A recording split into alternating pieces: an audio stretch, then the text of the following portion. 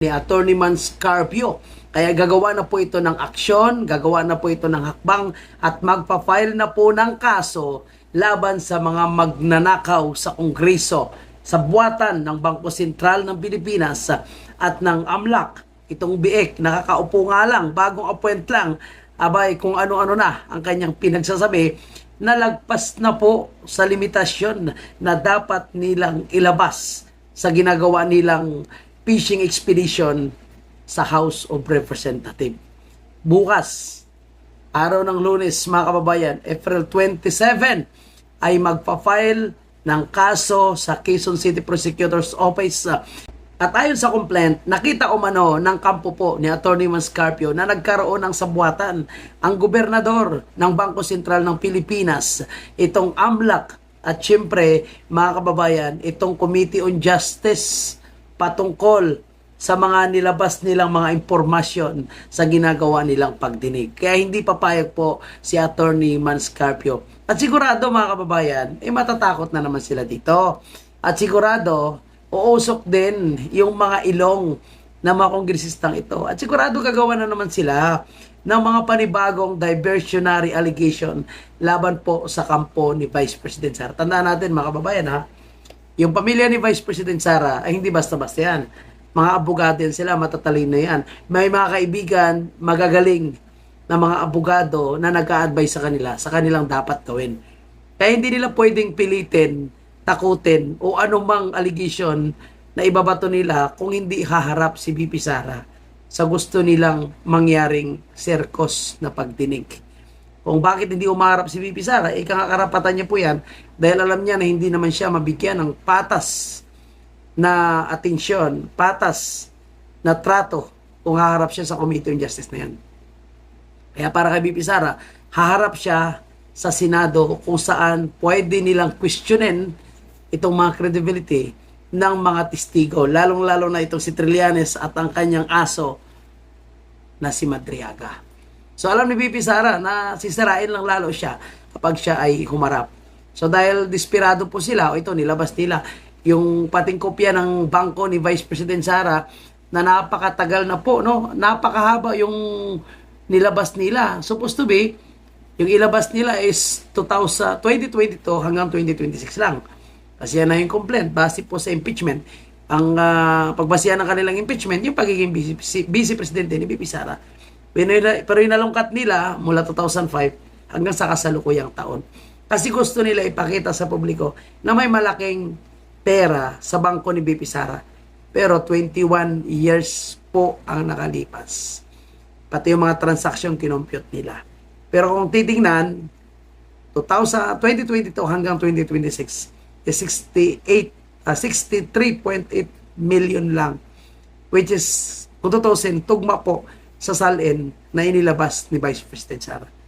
So, ang ginawa pa nila, dahil hindi pa sila kontento, ng 3.92 billion na 21 years na nangyaring transaction sa loob ng bangko ni VP Sara, dinagdag pa nila yung bangko at transaction ng asawa ni VP Sara hanggang umabot ng 6.7 billion.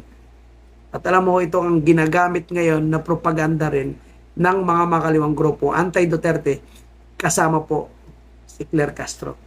Kaya tama lang, mga kababayan po natin, na idadaan din ng asawa po ni Vice President Sara sa legal na proseso yung pagsagot sa kanilang sabuatan para pabagsakin ang pamilya ni Vice President Sara. Marami pa tayong pag-uusapan at ipasok natin si Claire Castro na numero 1 na fake news at propagandista.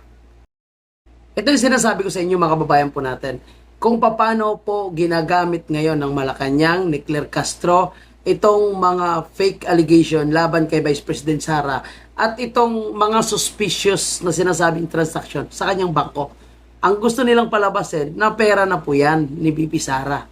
Pero may paliwanag nga, mga kababayan, na yun po ang mga dumaan na pera sa bangko ni VP Sara. Hindi ibig sabihin, yan ay pera niya. Cash in, cash out na transaction. Pero, ang nangyayari po, mga kababayan, pinapalabas nila na yun na yung yaman ni VP Sara na kailangan daw ipaliwanag. Ginagamit pa ha ng mismong tagapagsalita ng Malacanang na numero 1 sa sinungaling. Gusto nyo malaman Na ito, panoorin nyo. Sa mga di umanong masasamang ginagawa nyo. Kasalanan ng gobyerno? Ito nga ang mga kinita ni Labi Pisara, di natin alam, pumbayad yung tax yan eh. Nalugi na ba yung gobyerno sa inyo? Tapos, Oh. Yung kinita daw ni Bibi Sara, hindi daw alam kung bayad yan sa tax.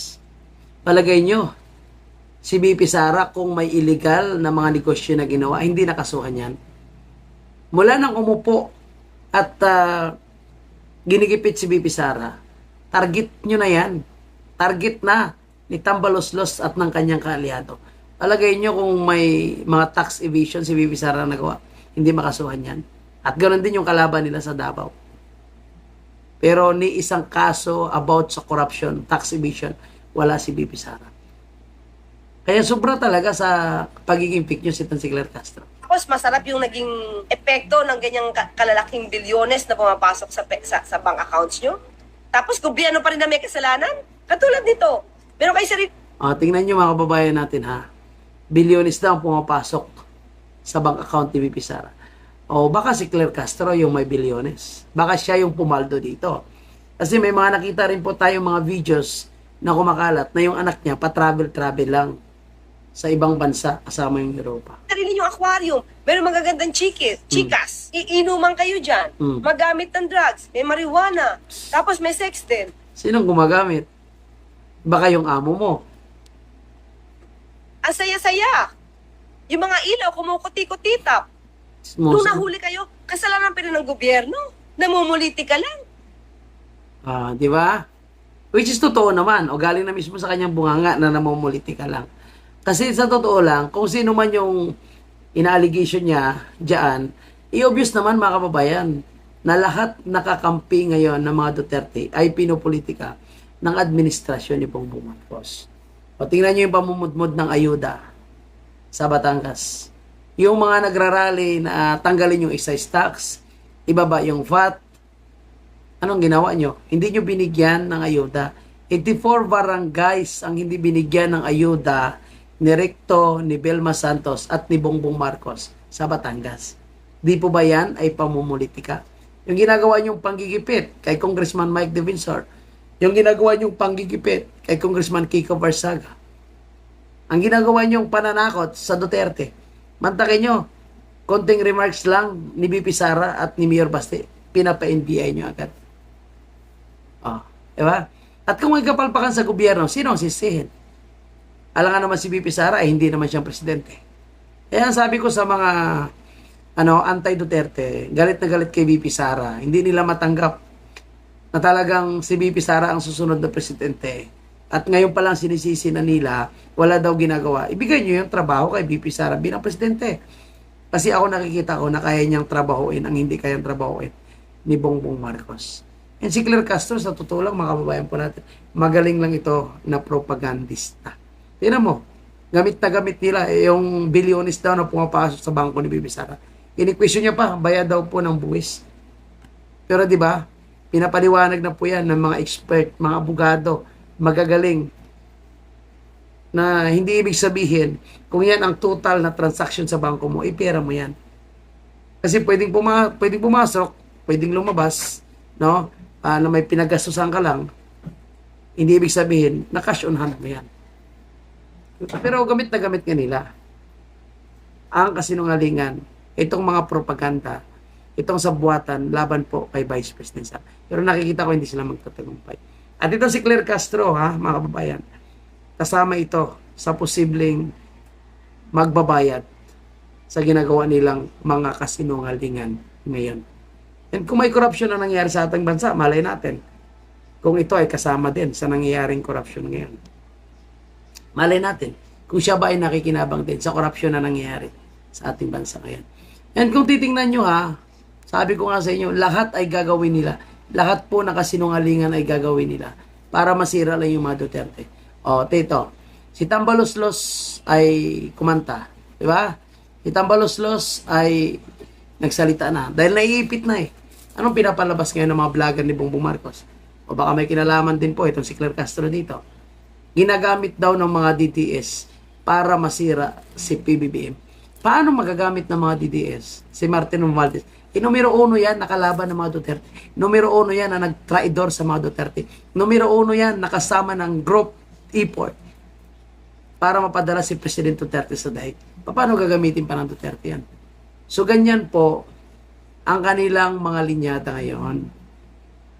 Kasi pagka nag-away-away na sila dahil sa unsihan, sa nangyayaring korupsyon, dahil naiipit na si Bongbong, kailangan niya na talagang ipakulong or ilaglag ang kanyang pinsan para malinis sa kanyang pangalan, ituro nila yun sa mga Duterte. Saldi ko, sinasabi nilang kakampi ng mga Duterte. Si Escudero, kakampi ng mga Duterte.